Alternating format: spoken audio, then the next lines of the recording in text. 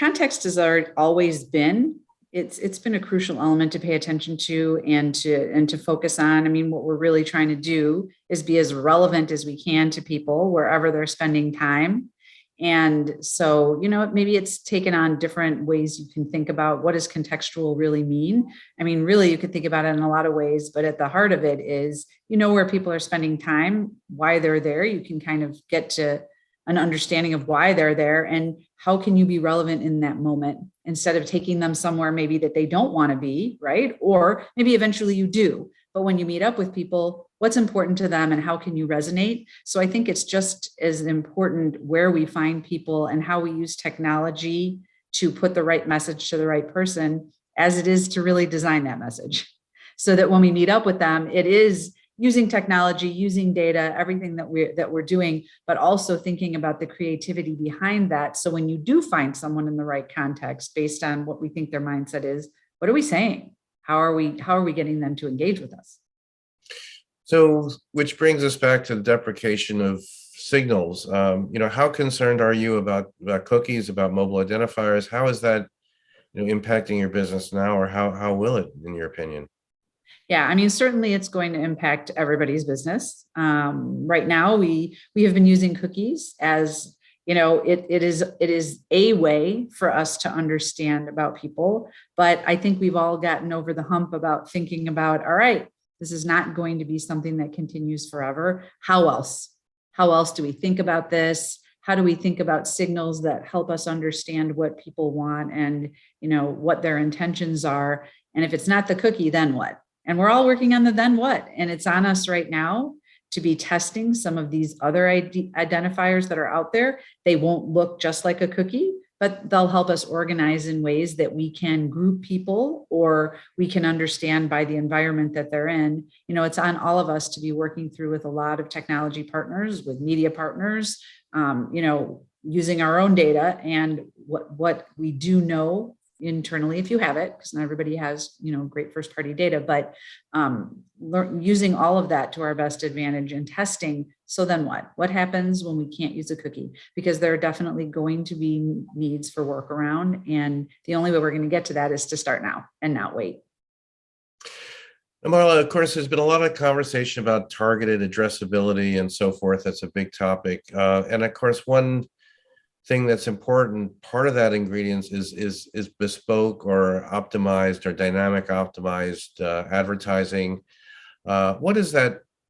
What is the promise of dynamic advertising, dynamic creative for the industry, for Ford in particular? And how do you value that?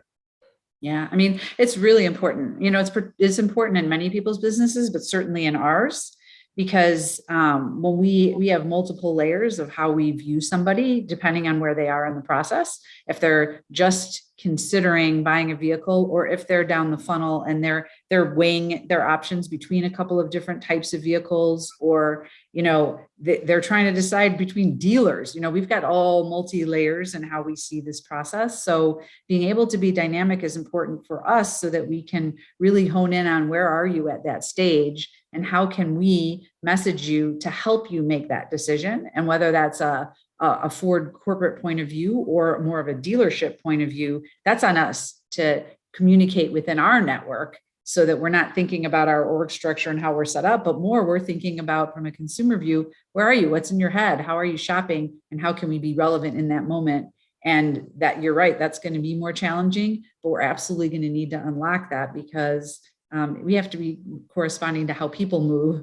And it takes us time because as we know, our industry doesn't move at the speed of people. And that's what we're always trying to make happen. I wanted to ask you, we've been speaking to a lot of agencies and seems like the attention economy and the attention metrics is kind of a buzzword. It's something that's talked about quite a lot. It's quite interesting. What does it mean to you? Is it just a buzzword, or what could attention metrics actually mean? Yeah, I mean, we've been talking about that for some time in different ways, right? I think the reason it gets so much talk right now is the more we can refine our measurement and understand what's happening in the moment where an ad meets a person, the more we want to understand what's going on behind that.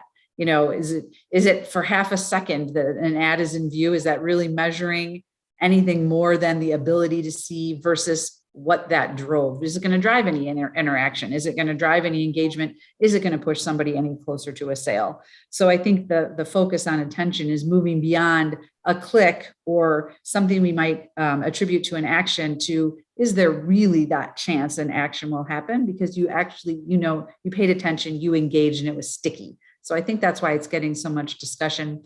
Not that we haven't ever paid attention to it. It's just, how do you measure that? How do you quantify that? And how do you action plan off of what you learn?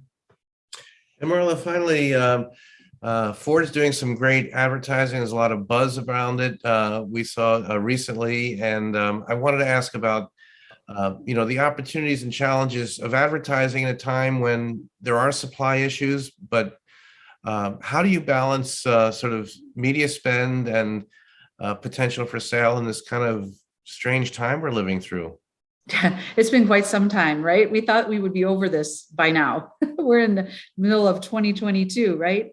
We've talked quite a bit about that, and we've had to make pivots, as we know many others in our category have had to make too. And I mean, really right now it's about the relationship and the understanding of, Ford as a brand, how Ford can make your life easier, how our company wants to help make people's lives better, how we're a very human company, and how we're trying to responding to the mood that people are in and what's happening versus just selling and selling and selling vehicles. Because yes, we need to sell vehicles, but that's really challenging for us right now. But we still want to build love for our brand. So that's become first and foremost what we're focusing on in the current time.